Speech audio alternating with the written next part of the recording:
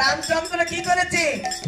রামচন্দ্র সত্যি পূজা করছে, পদ্ম ফুল কম হয়ে গেছে, তাই না? আমরা সবাই জানি। সেই পদ্ম ফুল কি করছে? রামচন্দ্র শিখালেন যে কিছু দেওয়া মায়ের উদ্দেশ্যে কি করছে? নিজের চোখ নিবেদন করার জন্য উদ্যত হয়েছে। ওই যেটা যুগেও ইষ্টবিধি ছিল নিবেদন করা, আমি তাকে ভালোবাসি, তাকে কিছু নিবেদন করা। মা সন্তানকে ভালোবাসে, তাই সন্তানকে কিছু খাওয়ায়, সন্তানকে কিছু খাওয়ায় বলে এই সন্তানের সাথে মায়ের ভালোবাসার সৃষ্টি হয়। আর এই ভালোবাসায় পারে তার ভিতরে স্মৃতিশক্তি বাড়াতে, তার ভিতরে কর্মক্ষমতা বাড়াতে। তার যে সংসারে ভালোবাসা থাকে সেই সংসারে গ্যাসের বাড়ি খাওয়া লাগে না। গ্যাসের বাড়ি কাদের খাওয়া লাগে জানেন? যে সংসারে শুধু ঝগড়াঝাটি হয়, যে সংসারে ঝগড়াঝাটি বেশি হয়, সে সংসারে অসুখ বিসুখ বেশি হয়। যে সংসারে প্রেম ভালোবাসা থাকে সেই সংসারে শান্তি বিরাজ করে। আর ওর ভিতর দিয়ে কি হয়? ওর ভিতর দিয়ে সুসন্তান আসে। আর সেই সুসন্তান আমাদের ছোট্ট আনন্দদা দেখুন পিতার উদ্দেশ্যে আজকের এই সৎসঙ্গ দিয়েছে। আমি জানি না এমন সন্তান এই আশেপাশে অনেকেই থাকতে পারেন, কিন্তু আমার চোখে একজন সুসন্তান। পিতাকে স্মরণ করা, মাতাকে স্মরণ করা আজকে খুব দরকার। দাদারা মায়েরা দিতে যে পারে না, এই দেওয়ার ভিতর দিয়ে পিতার প্রতি ভক্তি অর্পণের ভিতর দিয়ে এই পিতৃ যজ্ঞ হয়। চিত্রাগুন গুলচন্দ্র কাছে একজন এসে বলছে, মা এসে বলছে যে ঠাকুর আমার সন্তান হয় না, এজন্য আমার বাড়িতে ভীষণ ঝগড়াঝাটি হয়। ঠাকুর বলছে যে তুই প্রত্যেকদিন ছানকিনে পাতা খাস তো, তুই প্রত্যেকদিন দুর্বার রস মধু দিয়ে খাস তো। দুর্বার রস মধু দিয়ে এবং ছানকিনে পাতা খাওয়ার বিধান দিলেন। নারভাইন, এগুলো নারভাইন খাদ্য। পৃথিবীতে সর্বরোগের ওষুধ হচ্ছে এই দুর্বার রস আর মধু আর এই ছানকিনি পাতা। ঠাকুর নাম দিয়েছেন, এর আরেক নাম দিয়েছেন অমৃত।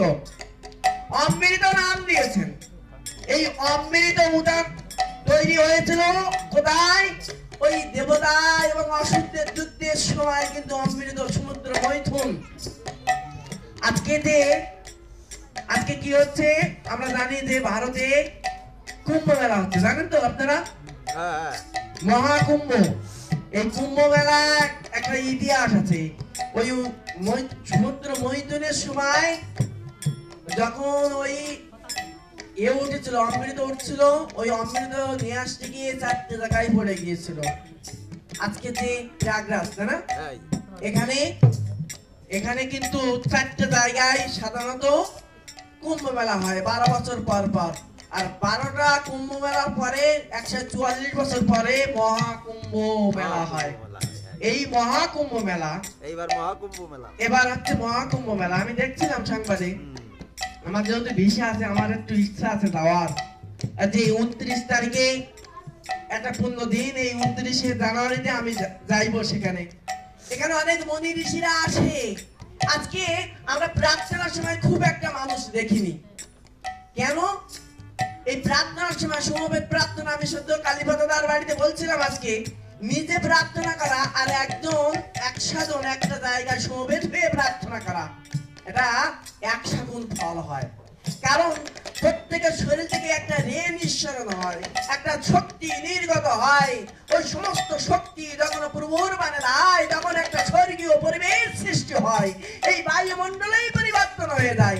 মায়ের একটু অনুদানী রাখতো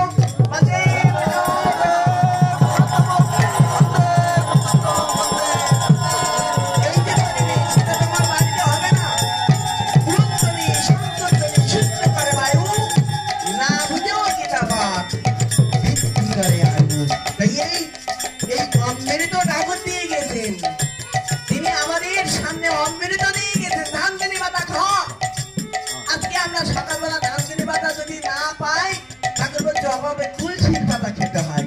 এই যে তার যে বিধান দেওয়াগুলো, এগুলো যদি পালন করতে পারি, আমাদের রোগ তো আসার কথা না। ওই মাটি যখন ঠাকুর বাড়িতে এসে কেঁদে কেঁদে ঠাকুরের কাছে নিবেদন করছে, ঠাকুর আমি মা হতে চাই, আর ঠাকুর তাকে বিধান দিলেন তুমি বাড়ি গিয়ে এইগুলো খাওয়া চাই।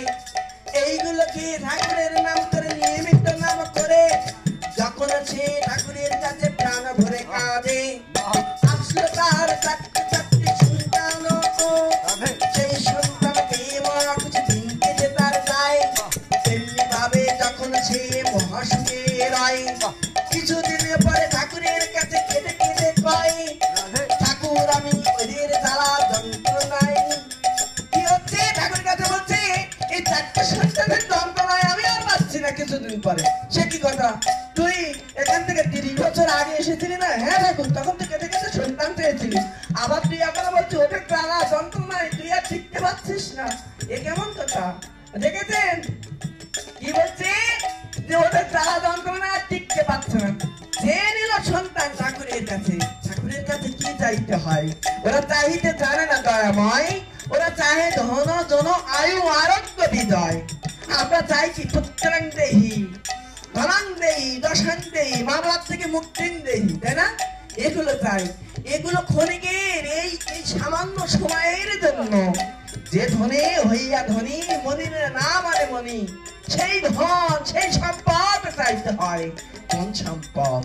যে সম্পদ আমি পরকালেও নিয়ে দিতে পারি। আজকে যদি কেউ ইষ্টিবৃতি করে, এই ইষ্টিবৃতি রূপ এই যে সম্পদ, এটা বিশ্ব ব্যাংকে জমা থাকে। ইষ্টিবৃতি রূপ সম্পদ বিশ্ব ব্যাংকে জমা থাকে, এটা পরকালে নিয়ে পাওয়া যায়। এখানে তো পাওয়া যায়, পরকালেও পাওয়া যায়। তাই আমি আলোচনা দীর্ঘায়িত করবো না, শুধু এইটুকুই বলবো,